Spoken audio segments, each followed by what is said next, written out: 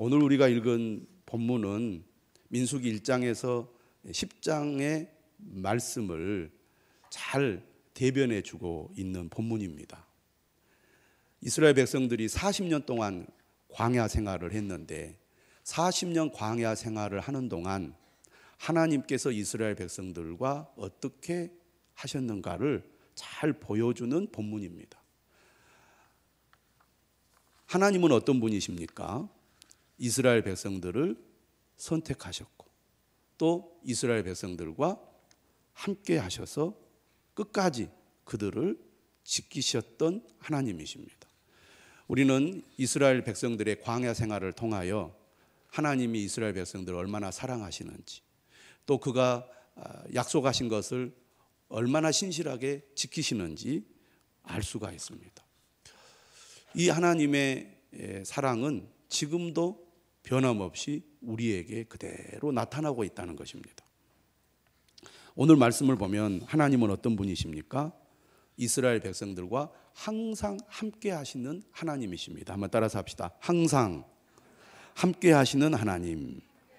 그래서 16절에 보면 뭐라고 되어 있느냐면 항상 그러하여 낮에는 구름이 그것을 덮었고 밤이면 불 모양이 있었는데, 그래서 구름과 불은 하나님의 임재, 다시 말하면 그의 백성들과 함께 하시는 하나님을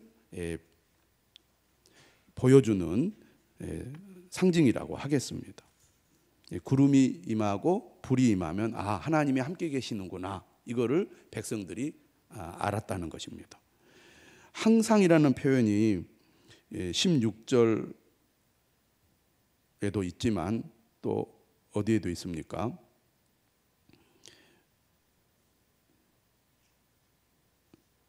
아무튼 있어요. 내가 잊어버렸습니다. 자, 항상 함께 하시는 하나님. 그리고 하나님은 어떤 하나님이신가? 17절을 보시면 이렇게 되어 있어요. 구름이 성막에서 떠오르는 때에는 이스라엘 자손이 곧 행진하였고 구름이 머무는 곳에 이스라엘 자손이 진을 쳤으니, 항상 하나님께서 이스라엘 백성들을 인도하셨다는 것입니다. 그러니까 우리 하나님은 어떤 하나님이냐? 그의 백성들과 항상 함께 하시고 그의 백성들을 항상 인도하시는 하나님이시라는 겁니다.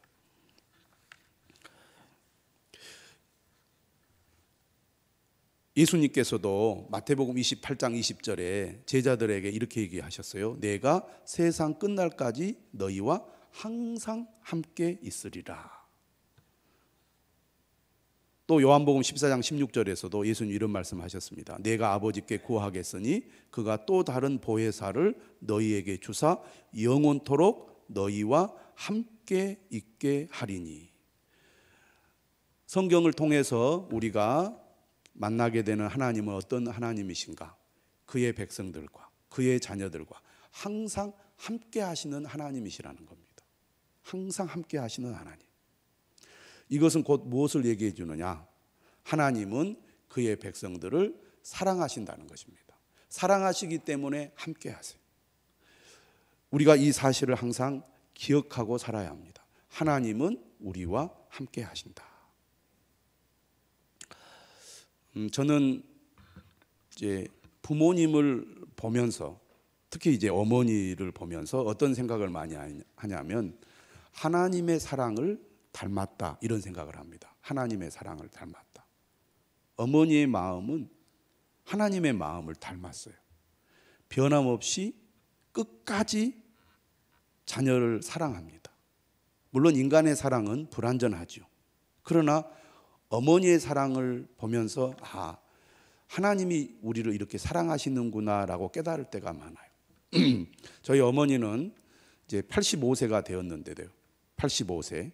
지금도 변함없이 늘 자식들을 걱정하고 자식들을 생각합니다. 저희 어머니는 초등학교밖에 나오지 않으셨지만 어머니의 말이나 행동이나 모든 것을 보면 참 지혜로우시구나, 그런 생각을 많이 합니다. 자녀를 사랑하는 마음이 그만큼 크기 때문이 아닌가, 그런 생각을 해요. 여러분들도 마찬가지입니다. 부모님을 보면서, 특히 어머니를 보면서 정말 나를 향한 사랑이 끝이 없고 또 조건이 없구나. 그런 생각 여러분 많이 하시잖아요. 텔레비전을 보니까 이한희 씨라는 영화배우 겸 여러 가지 재능이 많은 또 국악인이기도 하잖아요. 이제 인터뷰하는 그 방송을 제가 보았습니다. 얼마나 미인이고 또 얼마나 재능이 많습니까? 근데 늦은 나이에 이제 결혼을 해가지고 자녀를 낳았어요. 그러니까 자녀를 낳았을 때 뭐라 그럴까요? 이 오랫동안 이 통증을 이제 견디다가 30몇 시간 만에 37시간인가 그 정도 오랜 시간에 걸쳐서 이제 이 통증을 느끼다가 출산을 했는데 출산하자마자 어머니가 제일 먼저 떠오르더라는 겁니다. 어머니도 이렇게 나를 아파서 낳았구나. 그래서 어머니에게 전화를 하고 울면서 얘기했다는 그 인터뷰를 들었고요.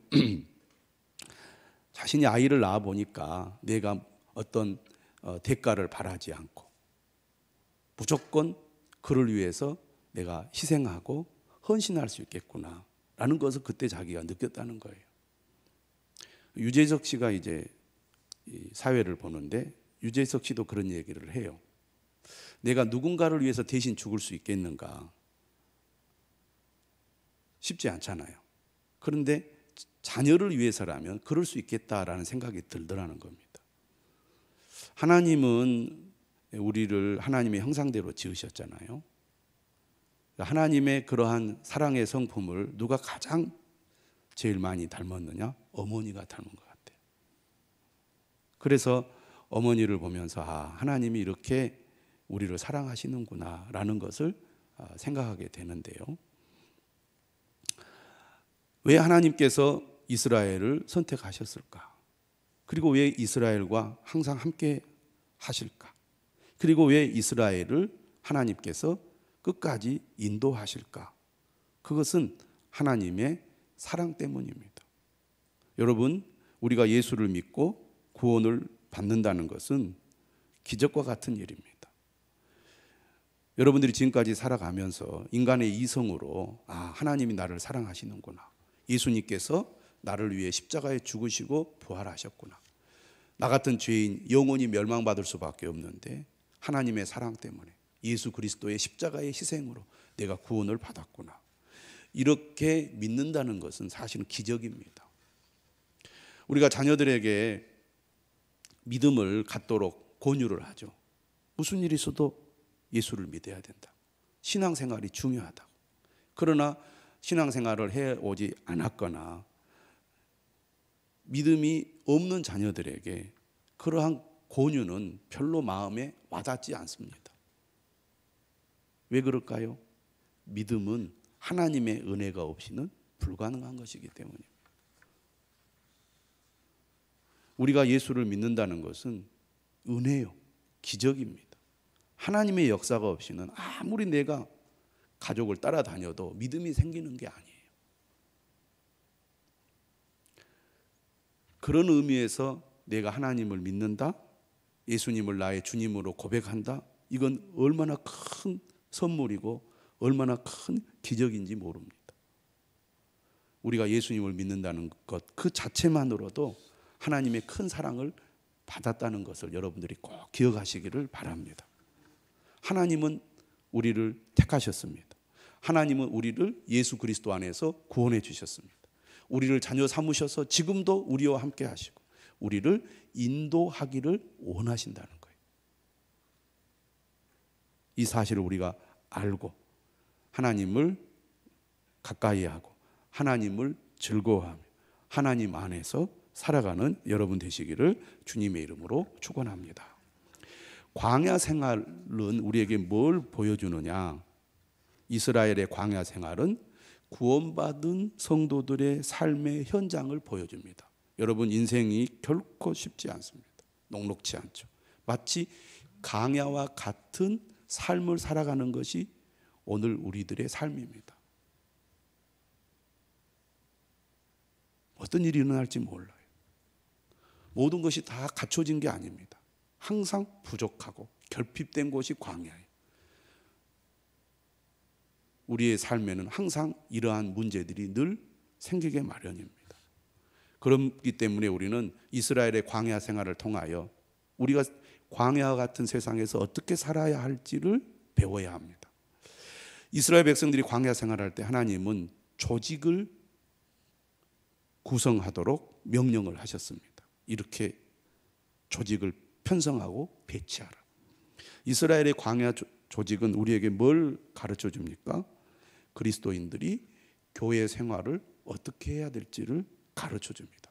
그러니까 우리는 민수기를 통해서 이스라엘 광야 생활을 보게 되는데, 이스라엘 민족의 광야 생활을 통하여 우리가 이 세상에서 어떻게 살아야 할지, 또 우리가 교회 생활을 어떻게 해야 할지 배울 수 있다는 것입니다. 오늘 하나님께서 이스라엘 백성들에게 말씀하신 것은 뭐냐면 순종을 하나님께서 말씀하셨다는 겁니다. 광야 생활을 잘하기 위한 가장 중요한 조건이 뭐냐? 순종입니다. 순종이 중요하다는 거죠. 왜 순종하라고 말하냐면 하나님은 우리의 인도자가 되시기 때문입니다. 여러분, 따르는 사람은 인도자를 잘 따라야 위험한 것, 또 문제가 많은 것들로부터 안전하게 자신을 지킬 수가 있어요. 다윗은 이렇게 얘기합니다. 다윗은 여호와는 나의 목자시니 내게 부족함이 없으리로다. 다윗이 고백하는 이 유명한 시편 23편의 말씀은 매우 위험하고 결핍이 많은 환경 속에서 하나님을 나의 목자로 삼았더니 모든 것이 다 안전하고 또 모든 것이 부족함이 없더라는 얘기입니다. 여러분, 우리는 내일 일을 알 수가 없습니다. 우리에게 어떤 문제가 닥쳤을 때 우리 힘으로 온전히 자신을 지킬 만한 능력도 사실은 부족합니다. 그렇기 때문에 하나님은 우리에게 뭐라고 말씀하시느냐? 하나님의 명령에 순종하라고 말씀하십니다. 오늘 본문을 보면 짧은 본문이지만 여호와의 명령을 따라, 이 표현이 8번 나옵니다. 8번. 이것은 우리에게 뭘 얘기해 주느냐? 하나님의 말씀에 순종하는 것이 중요하다는 것입니다. 하나님이 우리를 인도하시는데 하나님의 인도를 따르는 우리에게 가장 중요한 삶의 자세는 바로 순종입니다. 순종. 왜 하나님의 말씀에 순종하는 게 중요합니까? 그것은 바로 인간의 한계 때문이죠. 우리는 아는 것에 한계가 있고요, 할 수 있는 것에 한계가 있습니다. 여러분, 사람이 힘이 있고 능력이 있을 때는 다른 사람의 말을 들으려고 하지 않습니다. 내가 최고라고 생각하죠. 젊을 때는 자신이 계획하고 자신이 마음 먹은 것을 자신의 뜻대로 할 수 있다고 생각을 해요. 그런데 인생을 많이 살고 뒤를 돌아보면 내가 할 수 있는 게 한계가 있고 내가 아는 것에 한계가 있구나라고 돌아보게 됩니다. 쇼펜하우어가 그런 얘기를 했어요. 자기가 젊을 때부터 책을 많이 썼는데 그때는 책을 구성하고 이렇게 조직하는 것이 어렵지 않더라는 겁니다. 그만큼 능력이 있는 거죠. 그런데 늘 불완전할 수밖에 없었다는 거예요. 근데 인생을 이제 오래 살고 돌아보니까 자신이 얼마나 젊었을 때 부족한 것이 많았는지를 깨닫게 되더라는 거죠. 오늘 우리는 하나님의 말씀을 통하여 하나님의 인도하심을 받는 것이 얼마나 중요한가를 배우게 되는데, 인간의 한계 때문에, 반면에 하나님은 완전하시고 우리를 가장 잘 아시기 때문에 우리는 하나님의 인도를 받아야 하는 존재고, 하나님의 인도를 받을 때 우리의 삶은 안전하고 우리의 삶은 확실하며 하나님이 주시는 풍성한 은혜를 누릴 수 있다는 것, 그걸 우리가 기억해야 되겠습니다. 인간은 근본적으로 불순종하는 존재죠. 이사야 53장 6절에 뭐라고 얘기하냐면 우리는 다 양 같아서 각기 제 길로 갔거늘 이라는 말씀이 있습니다. 인간은 근본적으로 불순종의 기질을 가지고 있죠. 그래서 하나님은 더더욱 하나님의 백성들에게, 또 예수 그리스도를 믿는 하나님의 자녀들에게 순종을 강조합니다. 예수님께서도 말씀하셨죠. 요한복음 14장 15절을 통해서 너희가 나를 사랑하면 나의 계명을 지키리라.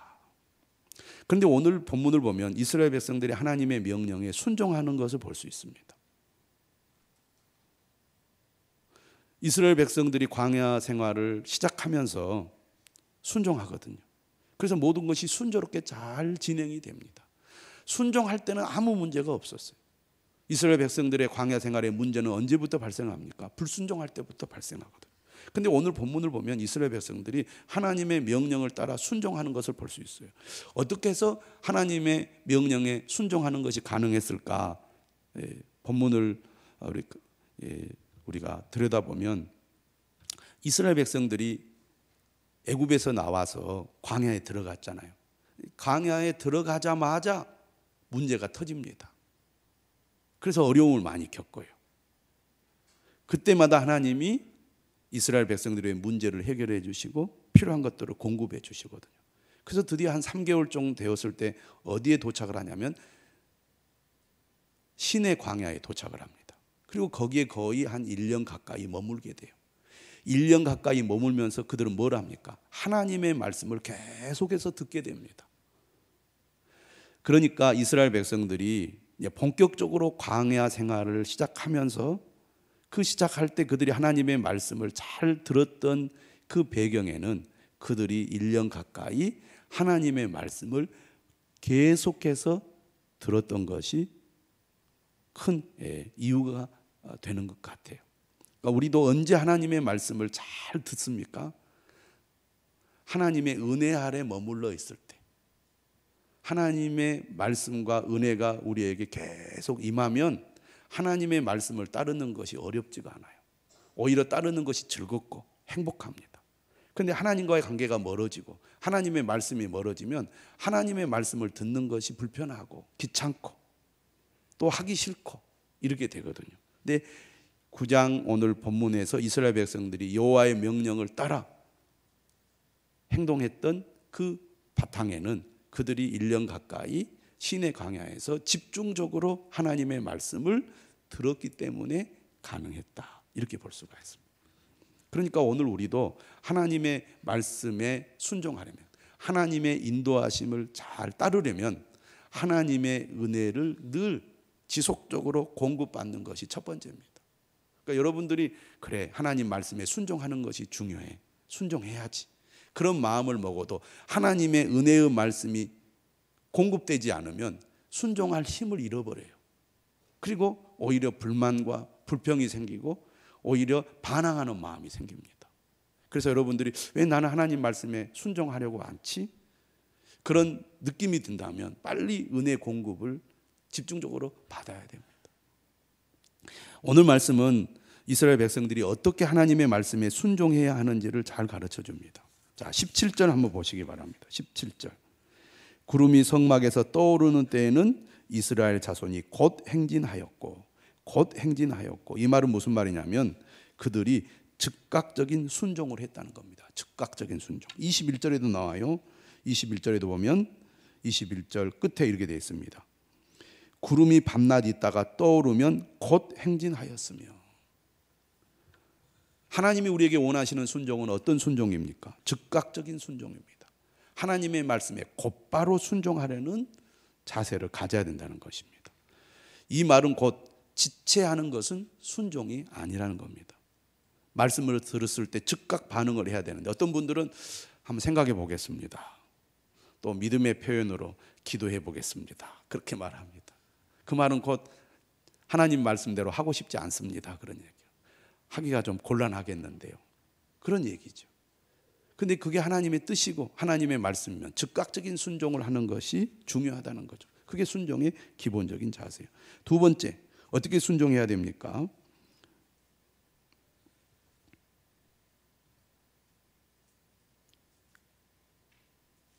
18절을 보시기 바랍니다. 이스라엘 자손이 여호와의 명령을 따라 행진하였고 여호와의 명령을 따라 진을 쳤으며 구름이 성막 위에 머무는 동안에는 그들이 진영에 머물렀고. 이것은 우리에게 뭘 얘기해 줍니까? 우리가 하나님 앞에 하나님께 순종할 때는 하나님보다 앞서가면 안 된다는 것입니다. 갈 때와 머무를 때를 누가 정하십니까? 하나님이 정하시죠. 그러니까 하나님이 가라고 하면 가고, 하나님이 멈추라고 하면 멈춰야 됩니다. 순종의 기본적인 자세는 하나님보다 앞서가면 안 된다는 거죠. 우리가 그렇게 할 때가 많아요. 하나님, 내가 이걸 지금 하려고 합니다. 이렇게 해야 되겠습니다. 나를 좀 도와주세요. 우리는 내가 정하고, 내가 결정하고, 내가 어떤 일을 선택한 다음에 하나님, 내가 원하는 것을 해주세요. 이렇게 요청할 때가 많은데, 하나님의 인도하심을 받으려면 먼저 하나님의 뜻을 물어야 하고, 하나님이 인도하시는 대로 따라가려는 자세를 가져야 됩니다. 다시 말하면 하나님보다 앞서가면 안 된다는 것입니다. 세 번째, 19절을 보십시오. 구름이 성막 위에 머무는 날이 오랠 때에는 이스라엘 자손이 여호와의 명령을 지켜 행하지 아니하였으며, 혹시 구름이 성막 위에 머무는 날이 적을 때에도 그들이 다만 여호와의 명령을 따라 진영에 머물렀고 여호와의 명령을 따라 행진했으며, 하나님께서 규칙적으로 날마다 이동을 한다든지 일주일마다 이동을 한다든지 한 달마다 이동을 한다든지 하면 얼마나 좋겠어요. 어쩔 때는 하루 만에 이동하기도 하고, 어떨 때는 한 달 만에 이동하기도 하고, 하나님 마음대로 하셔요. 세 번째로 어떻게 우리가 순종해야 됩니까? 내 생각과 내 판단대로 행동하지 않고 하나님이 인도하시는 대로 순종해야 된다는 겁니다. 여러분, 의욕이 앞서다 보면 속도를 내려고 합니다. 우리가 열심히 있고 의욕이 있을 때는 막 뭔가를 하고자 하는 마음이 생겨요. 그러면 내가 막 앞서서 어떤 일을 하려고 해요. 지금 하나님, 길이 너무나 좋습니다. 환경이 너무나 좋아요. 날씨도 좋고 모든 것이 좋은데 계속 하나님 이동하셔야죠. 움직이셔야죠. 이렇게 할 수 있다 그 말이에요. 근데 하나님은 우리의 생각과 달라서 아니다, 머물러야 되겠다 하고 우리의 길을 멈추실 때가 있다 그 말입니다. 아니요 하나님, 내가 볼 땐 그게 아닌데요. 우리 판단으로 하나님의 명령을 무시하고 행동에 옮길 때가 있다 그 말입니다. 순종하는 기본적인 자세, 내 생각과 판단대로 하지 않는다는 겁니다. 의욕이 앞선 나머지 무조건 속도만 내는 것이 아니라는 것입니다. 네 번째로 22절입니다. 22절 보시죠. 이틀이든지 한 달이든지 1년이든지 구름이 성막 위에 머물러 있을 동안에는 이스라엘 자손이 진영에 머물고 행진하지 아니하다가 떠오르면 행진하였으니. 이것은 우리에게 뭘 가르쳐 줍니까? 진정한 순종은 부분적인 순종이 아니라 온전한 순종이 진정한 순종이라는 것입니다. 하나님께서 언제 인도하실지 모르기 때문에 이스라엘 백성들은 늘 하나님을 주목할 수밖에 없었습니다. 순종하려면 하나님을 늘 바라보아야 한다는 것입니다. 순종하고 싶을 때 순종하고 순종하기 싫을 때 불순종하는 것은 진정한 순종이 아닙니다. 기분이 좋을 때는 막 하나님 말씀대로 살려고 해요. 근데 기분이 좋지 않거나 뭔가 내 뜻대로 되지 않으면 하나님 말씀 안 들으려고 합니다. 신실한 성도는 어떤 일이 잘 될 때나 잘 되지 않을 때나 변함없이 하나님의 말씀에 순종하는 사람입니다. 그래서 어떤 것은 순종하고 어떤 것은 순종하지 않는 것이 아니라 온전한 순종을 하는 것이 하나님이 우리에게 원하시는 진정한 순종이라는 것을 알아야 되겠습니다. 마음에 들지 않아도 순종하고 내가 원하는 것이 아니어도 순종하는 것이 진정한 순종입니다. 하기 싫어도 하나님이 하라고 하면 하는 것이 순종이고, 내가 하고 싶어도 하나님이 하지 말라고 하시면 안 하는 것이 순종입니다. 하나님은 어떤 분이십니까? 순종하는 자를 쓰십니다. 여호수아를 보십시오. 모세 곁에서 묵묵히 끝까지 하나님의 뜻에 순종했습니다. 그래서 여호수아가 하나님께 쓰임 받는 사람이 됐던 것이죠. 이처럼 우리가 광야 생활을 잘하려면 어떻게 해야 됩니까? 하나님의 명령을 따라 살아야 합니다. 하나님의 인도하심을 날마다 계속해서 끝까지 받을 때 한계를 가지고 있는 인간이 완전하신 하나님의 은혜와 복을 누리게 된다는 것입니다. 마지막으로 23절입니다. 23절. 곧 그들이 여호와의 명령을 따라 진을 치며 여호와의 명령을 따라 행진하고 또 모세를 통하여 이르신 여호와의 명령을 따라 여호와의 직임을 지켰더라. 하나님은 이스라엘 백성들을 인도하실 때 질서를 세우셨습니다. 반드시 모세를 통하여 하나님이 명령을 하셨습니다. 이스라엘 백성들의 숫자가 20세 이상 남자들만 60만 명이 넘었습니다. 레인들 제외하고. 그러니 모든 이스라엘 백성들의 인구를 다 합치면 200만 명 정도는 되었을 것입니다. 그 많은 수가 광야와 같이 모든 것이 결핍된 환경 속에서 어떻게 40년을 살 수 있었을까요? 그것은 하나님의 인도하심, 하나님의 공급하심이 있었기 때문에 가능했습니다. 더욱이 모세라는 지도자를 통하여 하나님께서 모세를 통하여 이스라엘 백성들을 이끌게 하셨기 때문에 가능했다고 볼 수 있습니다. 어떻게 이스라엘 백성들이 가나안을 정복할 수 있었습니까? 여호수아가 있었기 때문이에요. 왜 사사기 시대는 이러한 일들이 계속 이어지지 못했습니까? 모세나 여호수아 같은 지도자가 없었기 때문이에요. 그리고 이스라엘 백성들은 하나님의 말씀에 귀를 기울이지 않고 다 자기 소견대로 살았습니다. 그래서 200~300년 이 사사 시대가 매우 어두운 시대가 되고 말았던 거죠. 하나님은 이스라엘 백성들을 이끄실 때 모세를 통하여 하나님의 명령에 순종하도록 하셨습니다. 오늘 우리는 교회 생활을 할 때 어떻게 해야 됩니까? 하나님께서 교회를 세우실 때는 반드시 목회자를 세우십니다. 교회의 지도자를 세워서 목회자를 통하여 하나님의 뜻을 전하시고 그를 통해 하나님의 뜻과 사명을 이루게 하십니다. 그러므로 우리가 교회 생활을 하나 되어서 잘 하려면 목회자와의 관계를 잘 해야 됩니다. 목회자를 통한 순종의 삶을 잘 사는 것이 중요하다는 거죠.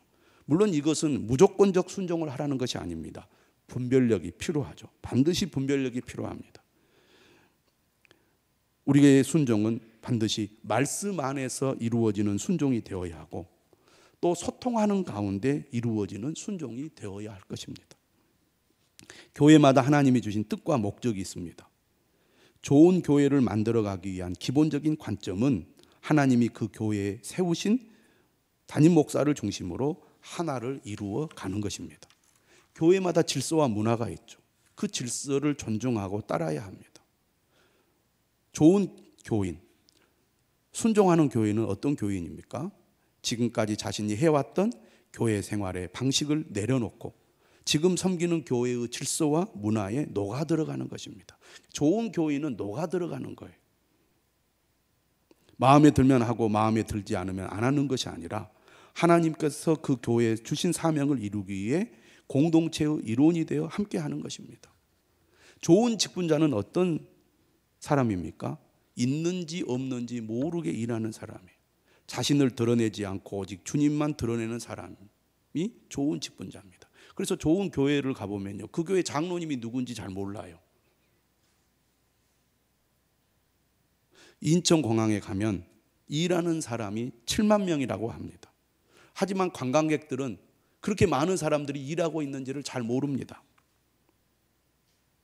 직원들이 자신의 역할을 충실히 감당할 때 사람들은 잘 느끼지 못하게 되어 있습니다. 하지만 누군가 일을 잘 못하게 되면 사람들은 금방 불편을 느끼게 되어 있어요. 자신이 맡긴 일을 소홀히 하면 반드시 문제가 발생해서 전체 혼란을 끼칠 수가 있다 그 말입니다. 교회도 마찬가지죠. 봉사자들이 자신의 역할을 잘 감당할 때 교인들은 편안함을 느낍니다. 하지만 봉사자들이 역할을 제대로 수행하지 않으면 교인들이 불편함을 느끼는 것이죠. 좋은 일꾼이란, 충성된 일꾼이란, 순종하는 일꾼이란 묵묵히 섬기는 사람입니다. 열정 있고 헌신적일수록 묵묵히 보이지 않는 곳에서 최선을 다하죠. 나의 봉사와 헌신이 다른 성도들에게 귀감이 되고 존경을 받게 합니다. 경계심과 부담, 불만을 갖도록 만드는 것은 지혜로운 봉사자가 아니죠.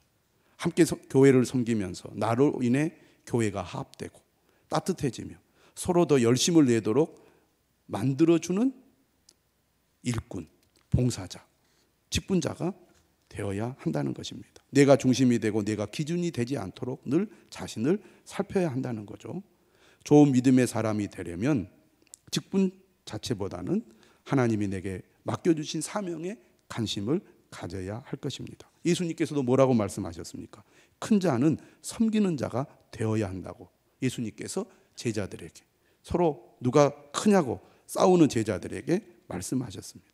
섬긴다는 것은 뭘 얘기합니까? 종이 된다는 것입니다. 종의 자세를 가지고 하나님을 섬기고 교회를 섬기고 또 다른 성도들을 섬길 때 하나님이 영광을 받으시고 하늘의 큰 상을 주실 줄로 믿습니다. 순종한다는 것은 무엇을 말합니까? 여호와의 명령을 따르는 것입니다. 다시 말하면 하나님의 말씀을 따르는 것이죠. 그리고 교회의 질서와 영적인 지도를 따르는 것입니다. 광야 생활의 원칙, 바로 하나님의 말씀을 따라 사는 것입니다. 여러분, 우리의 삶이 광야와 같을지라도 매 순간 하나님의 말씀을 따르고 하나님의 인도를 따르면 이스라엘 백성들이 광야 40년을 그들이 통과하여 가나안 땅에 들어간 것처럼 우리의 삶에도 하나님의 놀라운 은혜가 임할 줄로 믿습니다. 우리에게 주신 교회를 귀하게 여기고 하나 되는 교회, 또 서로 사랑으로 격려하고 세우는 따뜻한 교회를 만들어갈 수 있도록 교회의 영적인 지도를 여러분들이 따르기를 주님의 이름으로 축원합니다.